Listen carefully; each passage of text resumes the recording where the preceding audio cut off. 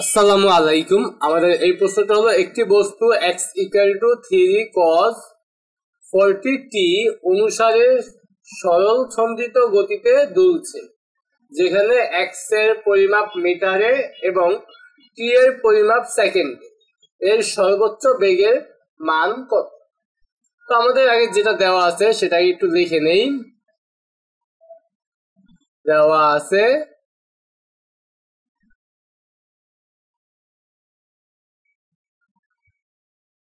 x = 3 cos 40t, এটাকে আমরা 1 number দিলাম। তো এইটা একটা গতির সমীকরণ দিয়ে দিছে, এইটাকে আমরা যে গতির সমীকরণ জানি সেইটার সাথে তুলনা করব। তুলনা করলে আমরা কি পাই দেখি। দেখবে 1 নং কে x = a cos ωt এর সাথে তুলনা করি।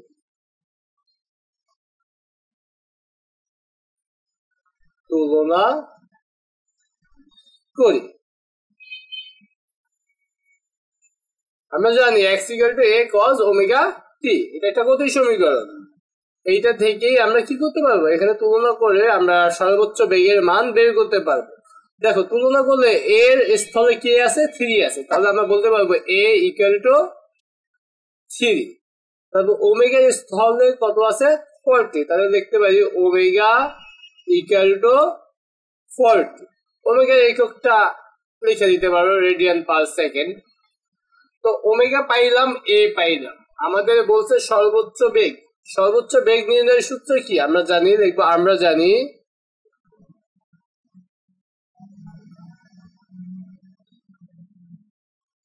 সর্বোচ্চ বেগ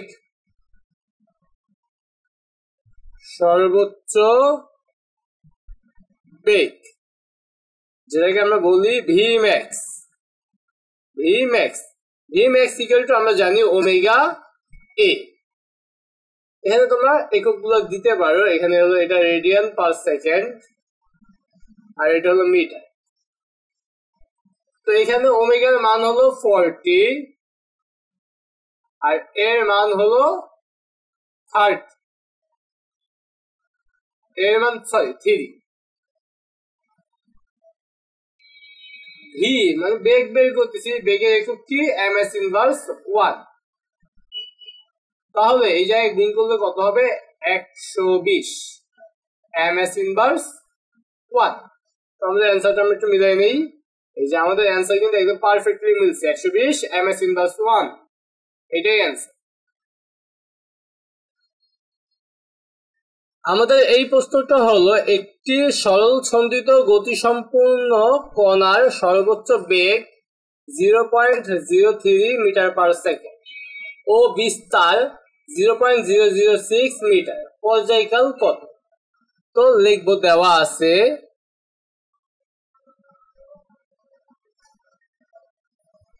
সর্বোচ্চ বেগ মানে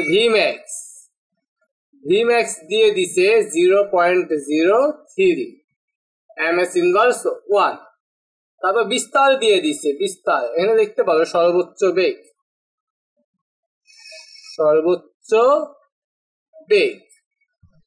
তারপর বিস্তার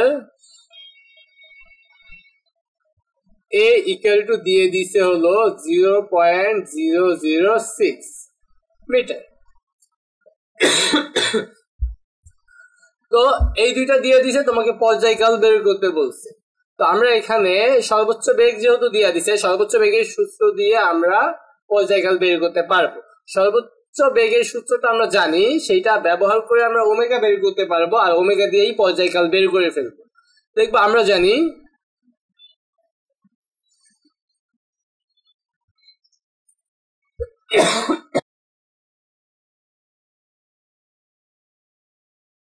= ω/a, এটা আমরা জানি সর্বোচ্চ বেগের সূত্র। আর এইটা থেকে আমরা লিখতে পারবো ω = Vmax / a।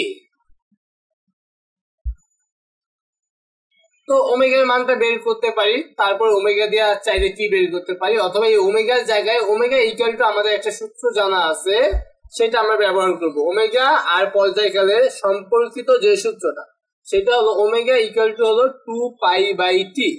Omega equal to কি? 2π/t। এটা আমাদের মনে রাখতে হবে। তো এখান থেকে আমরা লিখতে পারি ভি ম্যাক্স ডিভাইডেড বাই এ। তো এখান থেকে যদি আমরা আড়াআড়ি গুণ করি, তাহলে ভি ম্যাক্স ইন্টু টি, যে এই লাইনটা তোমাদের না লিখলেও হবে, পরের লাইনটা লিখবা V max into T equal to 2π/a। যাদের ক্যালকুলেশন করতে অসুবিধা হয় তারা এইভাবে করবা, আড়াআড়ি গুণ করবা, তবে টি রেখে দিবা, ভি ম্যাক্স ওই পাশে পাঠিয়ে দিবা, ওই পাশে পাঠাইলে সে নিচে চলে যাবে, 2π/a divided by V max. তো এখান থেকে আমাদের যে সূত্রটা আমরা ব্যবহার করছি, এটা কিন্তু আমাদের ইউজ মানে মুখস্থ রাখতে হবে, 2π/a 2π/t। ঠিক আছে, এই সূত্রটার ব্যবহার জানলেই কিন্তু অঙ্কটা একদম সহজ। তো এইবার আমরা কিন্তু প্রত্যেকটা মান জানি। এ হলো বিস্তারের মান 0.006 আর এটা হলো 0.03। তো আমরা মানগুলো যদি বসাই দেই, 2 পাইয়ের মান আমরা জানি 3.1416, এর মান আমরা দেখলাম 0.006, ভিম্যাক্স এর মান 0.03। ক্যালকুলেটর ছাড়া করা যাবে, আমরা হাতে কলমে না করে সঠিক অ্যান্সার পাওয়ার জন্য আমরা ক্যালকুলেটর ব্যবহার করব। √2 ইন্টু 3.1416 ইন্টু 0.006 আর নিচে আছে 0.03, ইকুয়াল দিয়ে দেই 1.25664। তার মানে আমরা এখানে লিখতে পারি 1.26 লিখতে পারি, 1 বা 1.25, এই 6 কে 7 লিখতে পারি, 1.257 লিখে দেই, 1.257 পর্যায়টা। আমাদের অ্যান্সারটা একটু মিলাই নেই, 1.26 লিখছে ওরা, ওই যে একই, আমরা এটা লিখলেও কোনো সমস্যা নেই, এটাই অ্যান্সার। আমাদের এই প্রশ্নটা হলো I1 equal to I01 sin 300t এবং I2 equal to I02 sin 300 into t plus t by 6 সমীকরণ দ্বারা নির্দেশিত ক প্রবাহের মধ্যে দশা পার্থক্য, খ দ্বিতীয় প্রবাহের দশা, প্রথম প্রবাহের কম্পাঙ্ক। তিনটা প্রশ্ন আমাদের বের করতে বলছে। তো আমরা লিখি, দেওয়া আছে আমাদের দুইটা সমীকরণ দিয়ে দিছে, আমরা সমীকরণ দুইটা আগে তুলে নিই। I1 equal to I01 sin 300t, এটাকে আমরা 1 নাম্বার দিলাম। আরেকটা দিয়ে দিছে I2 equal to I02 sin, art বন্ধনী দিয়ে 300, তার সাথে গুণ আছে t প্লাস t বাই 6, এটাকে দিয়ে দিছে 2 নাম্বার। ঠিক আছে, এখন এখান থেকে আমাদের দশা কোনটা এটা আমাদের বুঝতে হবে। দেখো আমরা জানি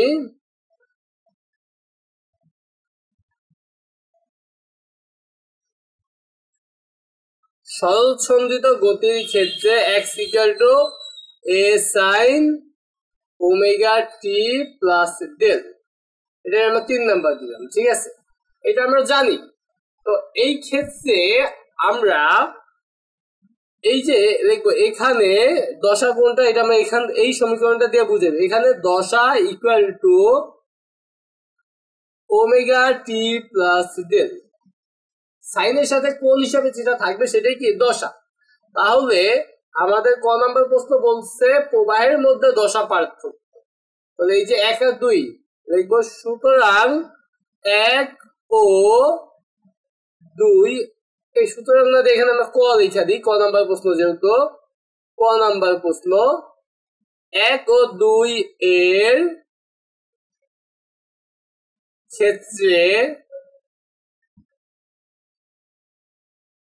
দশা পার্থক্য, দশা পার্থক্য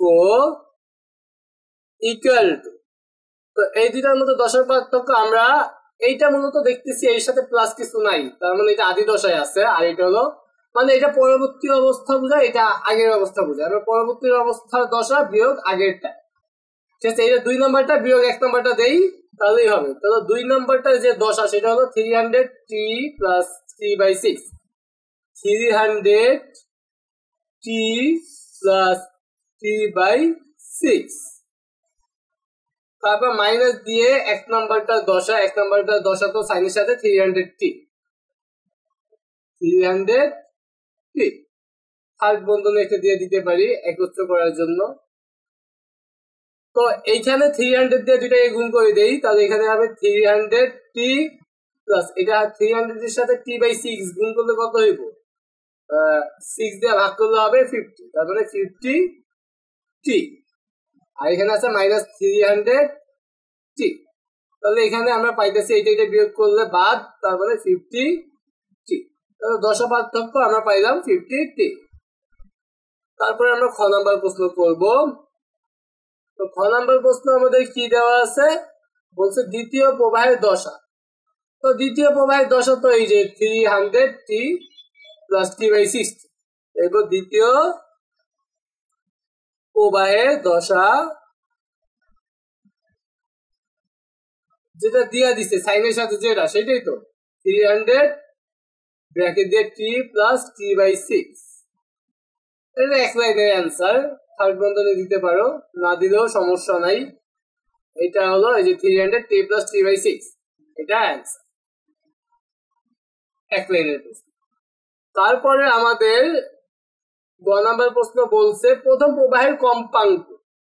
তো এই প্রথম প্রবাহের কম্পাঙ্ক বের করব, এই যে 300 আমরা সাধারণত ওমেগা টি প্লাস ডেল দেখবে একের সাথে 3 এর তুলনা করে পাই ওমেগা ইকুয়াল টু কত 300, 3 এর সাথে যেটা থাকে সেটাই কি ওমেগা, আর ডেল এর মান তো 0, তো ডেল বের করার প্রয়োজন নেই, আমার ওমেগার মান হইলেই হবে। দেখবে 1 ও 3 তুলনা করব, এই দুইটা তুলনা করব, তুলনা করলে ওমেগা কত পাবো, টি এর সাথে যেটা সেটাই তো ওমেগা, এখানে টি এর সাথে কি আছে 300, দেখবে 1 ও 3 তুলনা করে পাই, গ নম্বর প্রশ্ন 1 ও 3 তুলনা করে পাই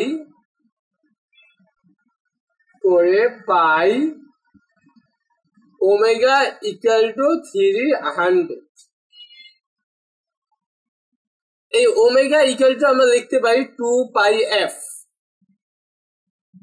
300, এটা আমাদের মুখস্থ রাখতে হবে। ওমেগা ইকুয়াল টু কি, ওমেগা ইকুয়াল টু 2πf, এই f কি লিখতে পারি 1/t, f ইকুয়াল টু কি 1/t, আর সেটা থেকে আমরা আবার লিখতে পারি 2π/t, ঠিক আছে।